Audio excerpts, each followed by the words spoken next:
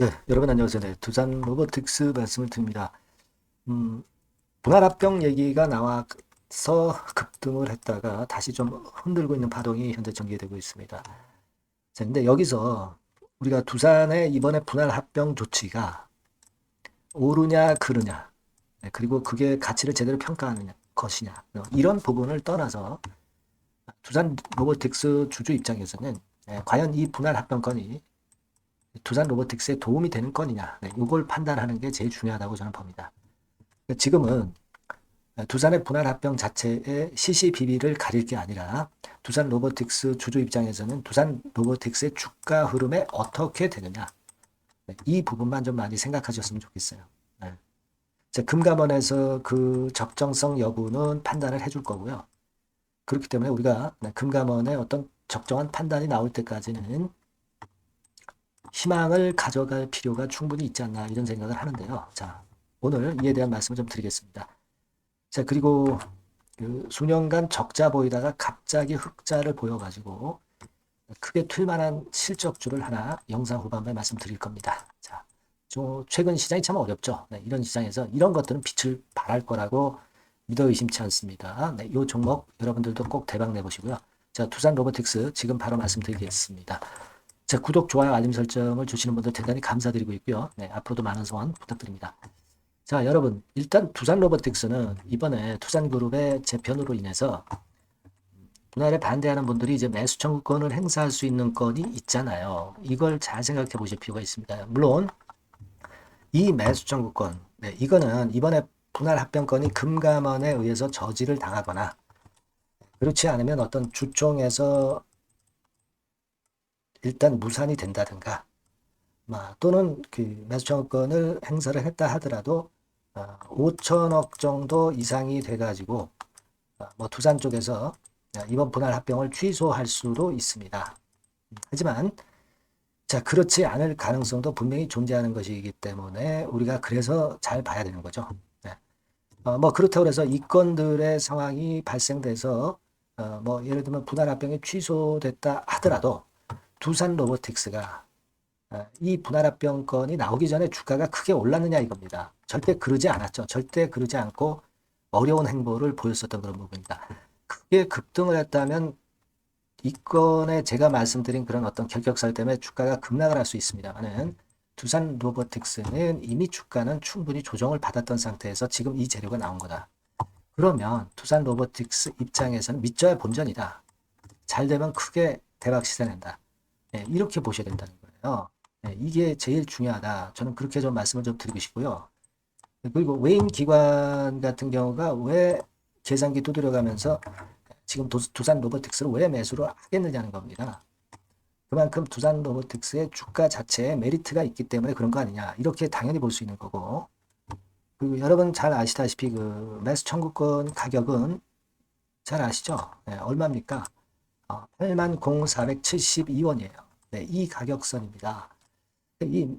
이번에 합병권이 일단 뭐 취소되거나 잘못되지 않는다면은 이 정도 가격에 사달라고 매수 청구권을 행사를 할 수가 있잖아요. 그죠?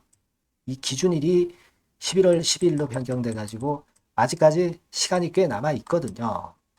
그러니까 주가 자체가 이렇게 어렵다 하더라도 매수 청구권 행사해서 여러분들이 나중에 뭐 8만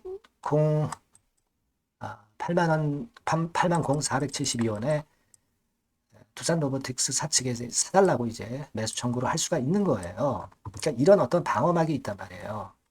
그걸 생각하실 필요가 있다. 이렇게 봅니다. 물론 여기에는 제가 아까 말씀드렸던 대로 분할 합병이 취소가 되거나 5천억이 넘어가지고 또는 주총에서 뭐 부결이 되거나 뭐 이런 경우들이 있을 수 있고 또 매청권을 행사한 분들의 어떤 경쟁률이 또 있을 수도 있죠.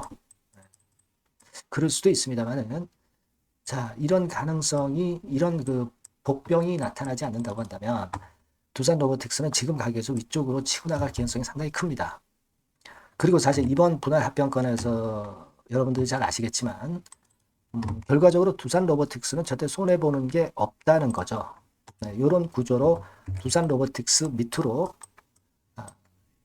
캐시카우 능력이 엄청난 두산 밥켓이 들어오는 거란 말이에요. 두산로보는 잃을 게 없다. 뭐 두산 밥켓이나 또는 어떤 두산 에너빌리티 주주들, 이런 분들 입장에서는 좀 마이너스 요인이 있을 수도 있겠지만은 뭐 생각하기에 따라서 두산 로보틱스는 잃을 게 없다는 겁니다. 요걸 생각을 하실 필요가 있지 않느냐, 이런 생각을 합니다. 그리고 시장 자체가 지금 잘 안 되는 시장입니다. 그래서 움직이는 종목들은 이 경영권 지분 변동 종목들이나 경영권 그 분쟁 종목들이나 또는 뭐 M&A 건에 대한 종목들, 지금 이 합병건도 마찬가지고 이런 종목들이 시세를 낼 수 있는 시장이다, 이런 얘기예요. 시장의 맥락도 지금 두산 로보틱스와 맞다, 이겁니다. 그래서 여러분들이 두산 로보틱스를 지금 갖고 계시다면은 제가 볼 때는 뭐 이런 기회에 더 추가하셔도 된다. 결론적으로는 좀 그렇게 보고 싶어요, 여러분. 그 말씀을 좀 드리고 싶었습니다. 그거 생각하시고요. 다만 이제 지금 변수가 될 수 있는 게 몇 가지 이제 제가 말씀드렸잖아요. 요건들에 대한 상황이 바뀌면 제가 뭐 바로 그 여러분들한테 사인을 드리고 정보를 드려야 될 거 아니에요. 그죠? 제가 뭐 영상을 매 시간마다 찍을 수는 없고. 그러니까 여러분들이 두산 로보틱스라고 꼭 문자를 주세요. 그러면 그분들에 한해서는 제가 정보를 드릴 수가 있잖아요. 지속적으로 업데이트를 할 수 있지 않습니까?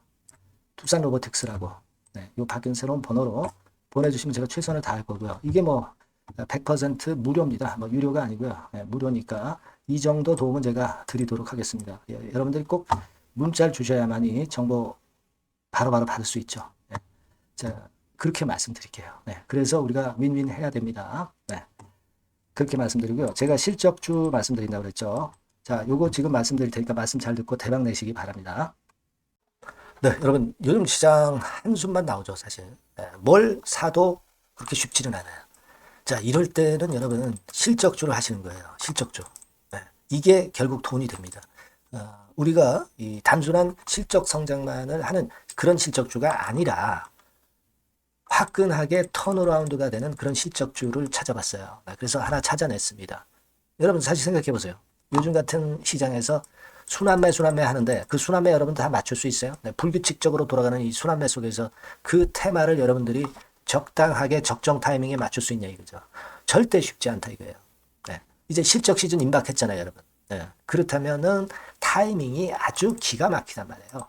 그래서 오늘은 이 실적주에 대해서 제가 하나 찾아낸 거 여러분들한테 아낌없이 드릴 겁니다.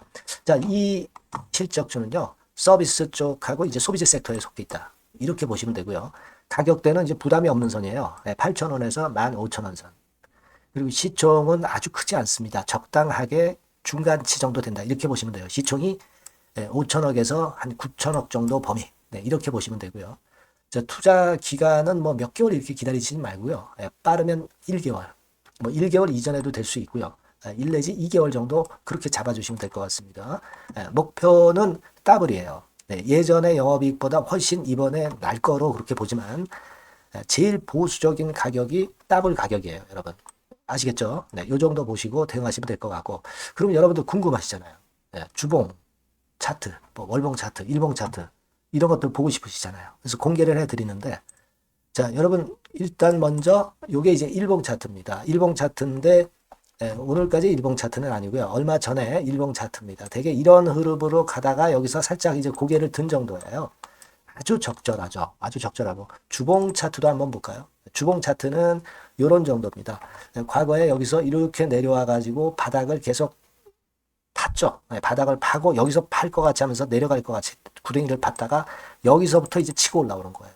주봉 차트도 확실히 생바닥임을 그대로 나타내주고 있습니다. 월봉 차트 보면은 월봉 차트에서도 확인이 되지만 바닥이 만들어지고 있죠.